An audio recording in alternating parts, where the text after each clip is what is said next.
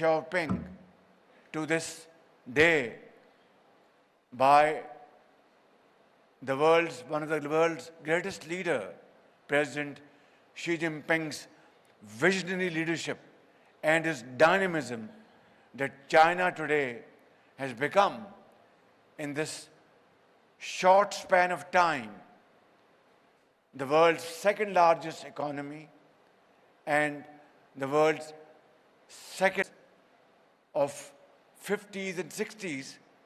In many ways, our economic indicators were comparatively better than China. And today, there is no comparison. So, ladies and gentlemen, what I really want to sum it here today is that let's not get dejected. Let's put our act together. Let's resolve to work hard, and let's resolve to solve our problems, fundamental issues. This position which China has attained today, huge achievements of President Xi Jinping, is number one, he almost erased corruption from the face of China. Number two, he was able to take out 700 million people out of depth of poverty. And number three, he invested in the youth of China. Hundreds of millions of Chinese boys and girls were empowered, and this investment has today resulted in Chinese huge dividends. There was complete transformation. And there was a time when China would import huge agri-products, which it still imports today because of its population. But Chinese internal production has grown many times more than a few decades before. How and why? That they have gone into big investment in R&D. They have used the most modern techniques and tools to increase their agri-production. And because Chinese labor became expensive, they moved to a higher level and gave up those conventional industries where competition became very tough with other competing countries. My fellow Pakistanis, here are these golden opportunities available to us. Today, after this plenary session, please sit down with your Chinese counterparts and find out ways and means how to move Chinese textile industry to Pakistan and stitch joint collaborations, joint investments, how to move in leather industry, how to progress in steel and engineering. As our Deputy Prime Minister said already, that Pakistan's mineral deposits today value around $10 trillion. And unfortunately, our export is meager $30 billion. So imagine the potential Pakistan has to boost its exports, the potential Pakistan has to dig out its gold mines, copper mines, convert them into semi-finished goods, finished goods, and then export to the entire world. And yet, this is one area where we are still dreaming. Today is the opportunity. Today is the time. Today is the moment for you to capture. Sit down with our Chinese friends and brothers and sit down with them and have serious discussions. I want to assure you, as not only as the Prime Minister of Pakistan, but as the Chief Executive Officer of Pakistan, that I will give you fuller support as like never before to promote your efforts to stitch these deals so that Pakistan and Chinese businessmen, they benefit jointly, have mutual benefits. Pakistan's industry grows, China gets profits, and Pakistani businessmen progress in all these fields. Sky is the limit. I don't want to take a lot of time today, but I'd like to say a couple of more things before I conclude my humble submissions. And those are that, and this is not that I'm speaking for myself. Please don't misconstrue me. Shenzhen speed. This was a remarkable achievement of late Deng Xiaoping, and then which was added on most ably by President Xi Jinping. This is back in 2017 that I was meeting chairperson of Chinese Exim Bank, and she said, Chief Minister, I want to congratulate you for Punjab speed. I was a bit confused. I said, what I've done that this has been coined as Punjab speed by our very honorable Chinese chairperson of Exim Bank and other colleagues sitting over there. She said, I said, thank you very much, madam, but I don't deserve these compliments. She said, no, Chief Minister, what you have done in Punjab, be it Orange Line, be it your infrastructure and other projects which you have done, is remarkable. Therefore, I'd like to call it Punjab speed. Today, when I've come to this great city, I had been here in the past as well. Now I understand what she meant by this Punjab speed, that I should come to Shenzhen and see this sprawling city, see this mighty progress, see this complete transformation, and go back to Pakistan learning a lesson from Shenzhen speed. This is Punjab speed, which we will convert to Pakistan speed. But ladies and gentlemen, this is not an easy task. Easier said than done. Please go through the history of Chinese struggle, starting from Long March. We all know about it. I don't want to go into that. And then various periods of Chinese history in the last 7 decades. But through all these difficult times, Chinese people swam together. They never lost hope. And this is a fact that China was being encircled by many. I don't want to go into that detail. Suffice it to say that there was every effort made to encircle China.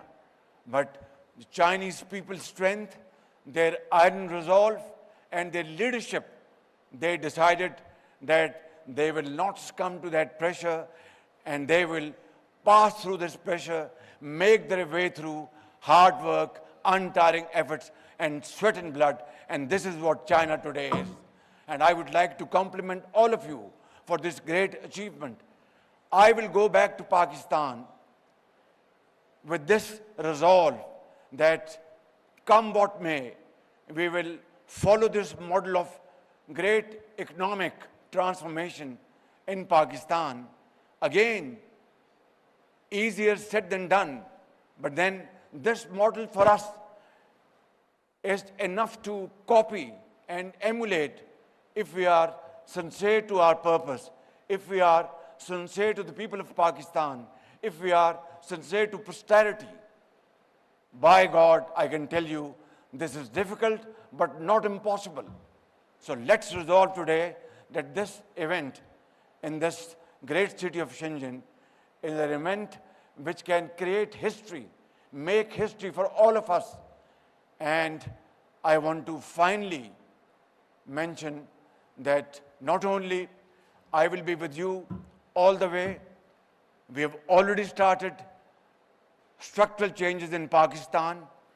We have already started controlling corruption, although there is no country in the world which has completely erased corruption, be it Norway or Denmark, but they have controlled corruption to a very large extent. And since we are sitting here like a family and talking freely without any inhibition, I have to confess that we have problems in Pakistan.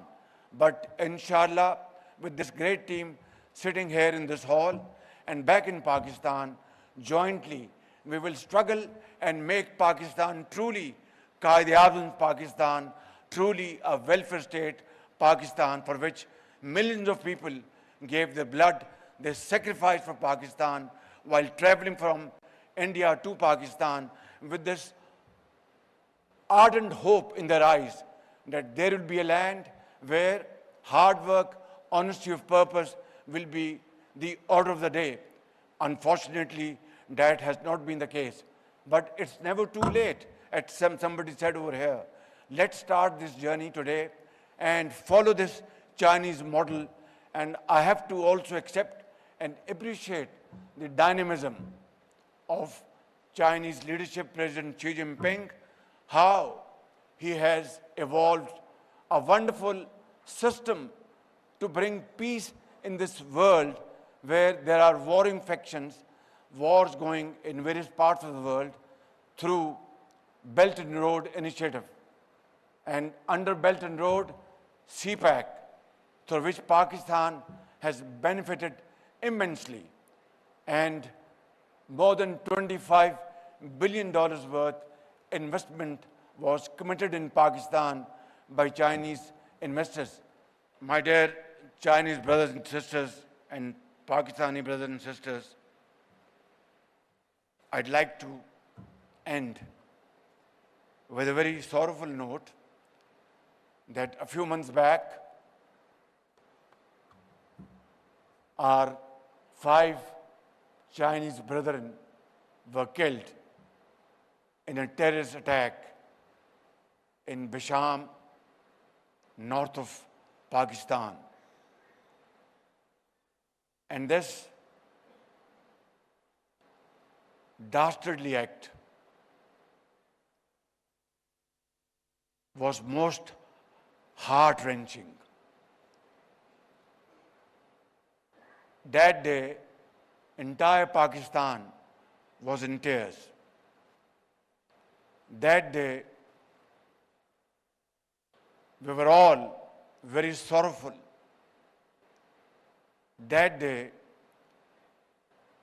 we were reflecting that a great friend, China, not only great friend, a great neighbor, China, not only neighbor, the most trusted friend, China, who has stood by Pakistan through thick and thin, be it wars, floods, international forums, international issues. China never took a second or had a second thought to stand by Pakistan, came to Pakistan to invest in Pakistan for the well-being of the people of Pakistan, whether it's the people of Balochistan, Sindh, Punjab, or KP, or Azad Kashmir, or Gilgit-Baltistan, through their hard-earned money, and not in millions, but billions and billions of dollars. And yet, we were not able to protect those lives from the perpetrators.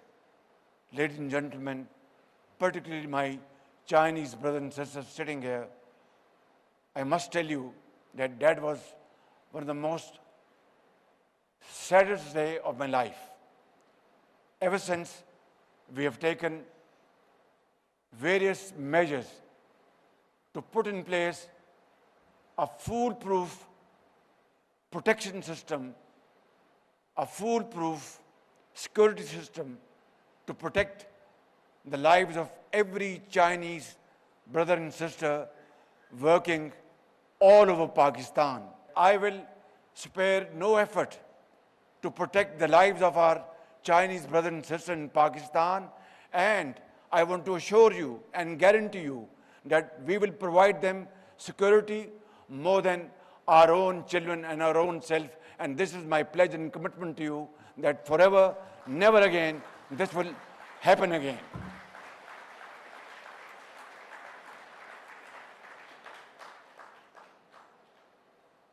But this story will not, this sordid episode will not end or finish, because those who have left this world, their kith and kin, will be in tears forever. And have you heard of a society where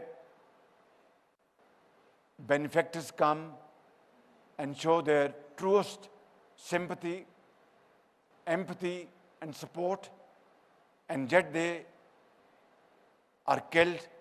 This is something we cannot forgive ourselves. Therefore, ladies and gentlemen, I would like to offer my sincere condolences on behalf of the people of Pakistan, myself and government of Pakistan, and share our grief with the bereaved families. And I would also like to, it will be unfair to myself and to all of those families if I did not offer sincere apologies